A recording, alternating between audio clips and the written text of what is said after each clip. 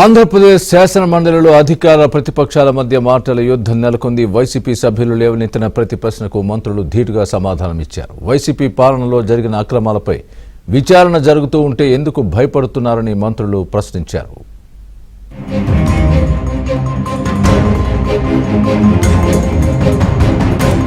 AP శాసన మండలి సమావేశాలు వాడివేడిగా జరిగాయి. ఇసుక, బుడమేరు వరదలు, ఫైల్స్ దగ్ధంతో పాటు వ్యవసాయంపై శాసన మండలిలో చర్చ జరిగింది.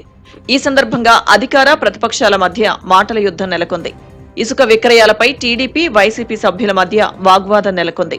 వైసీపీ హయాంలో లారీ ఇసుక ధర 12,000 మాత్రమే ఉండేదని, ఇప్పుడు కూడా 12,000కే ఇసుక అమ్మకాలు జరుగుతున్నాయన్నారు. అలాంటప్పుడు ప్రభుత్వ ఖజానాకు ఆదాయం ఎందుకు రావడం లేదని మండలిలో ప్రతిపక్ష నేత బొత్స సత్యనారాయణ ప్రశ్నించారు. 2024 సంవత్సరంలో ఏదైతే వైసీపీ ప్రభుత్వం ఉంటున్నప్పుడు ఒక లారీ 10 టన్నుల లారీ 12,000 రూపాయలు దొరికేది అధ్యక్ష. కావస్తే మా బారుడిని కావస్తే వెళ్తాము, ఆ టారీ కూర్చోబెడతాము, అడుగుతాము.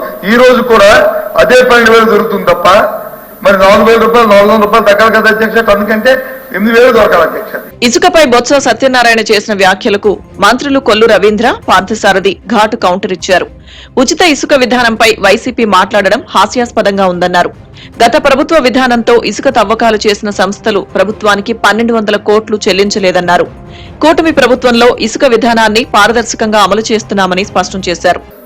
ఇదే కాకుండా వీళ్ళు మళ్ళీ తీసుకెళ్లి సెకండ్ మళ్ళీ 6 నెలలు ఉచితంగా అసలు చేయం, లెక్క పక్క లేకుండా 6 నెలలు దోచేసుకున్నారు అధ్యక్ష.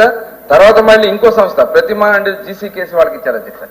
వాళ్ళు కూడా ఇదే రకంగా దోచేసుకుని అసలు కనీసం రికార్డ్స్ ఇవ్వకుండా, గవర్నమెంట్ ఇవ్వకుండా ఇద్దరి మీద దాదాపు 1,200 కోట్లు రాష్ట్ర ప్రభుత్వానికి నష్టం జరిగించారు అధ్యక్ష. ఈ సంస్థ వాళ్ళు విసుకంతా కూడా ఉచితంగా దోచుకుని దీంట్లో దళారులు అలాగే ఉన్నటువంటి ప్రజాప్రతినిధులు కొంతమంది ఆ రోజు కూడా ఉన్నటువంటి సందర్భం ఉంది అధ్యక్ష. ఇదిలా ఉంటే బుడమేరు వరద సహాయం ఆపరేషన్ బుడమేరుపై మండలిలో హోంమంత్రి అనిత వర్సెస్ బొత్స సత్యనారాయణగా మారింది. బుడమేరు వరద బాధితులకు జగన్ ప్రకటించిన ₹1,00,00,000 సాయాన్ని తామే అందించామని బొత్స తెలిపారు. అయితే బుడమేరు పనులను గత ప్రభుత్వం వదిలేయడం వల్లే విజయవాడ మునిగిపోయిందని హోంమంత్రి అనిత ఆరోపించారు.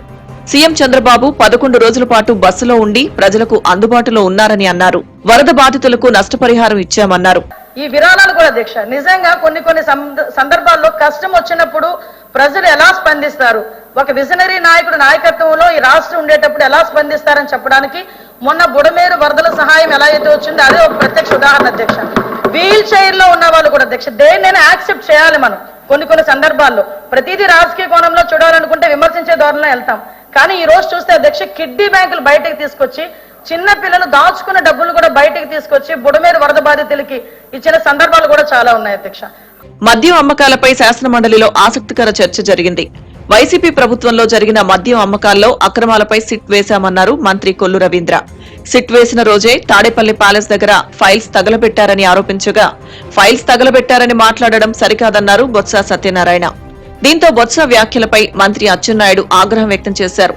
దర్యాప్తులో భాగంగా సీసీ ఫుటేజ్ అడిగితే ఇవ్వకుండా ఎదురుదాడి చేస్తున్నారని మండిపడ్డారు. ఆరోపణ చేశాం.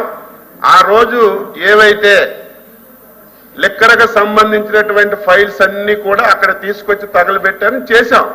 మీ దగ్గర సీసీ కెమెరా ఉంది కదా, మీ దగ్గర ఇన్ఫర్మేషన్ ఉంది కదా, మీ ఇంట్లో నుంచే వచ్చినట్టుగా మీ ఇల్లు అంటే మీ ఇల్లు కాదు, అక్కడ సంఘటన జరిగిన దగ్గర ఏ హౌస్ అయితే ఉందో ఆ హౌస్ నుంచి బయటకు వచ్చినట్టుగా ఆధారాలు ఉన్నాయి కదా. మీరది బయట పెట్టి నిరూపించవలసింది పోయి మళ్ళీ ఎదురుదాడి అధ్యక్ష. వ్యవసాయంపై జరిగిన చర్చలో ప్రతిపక్ష నేత బొత్స వ్యాఖ్యలకు మంత్రి అచ్చెన్నాయుడు సమాధానమిచ్చారు. దీంతో సభను బుధవారానికి వాయిదా వేశారు మండలి చైర్మన్.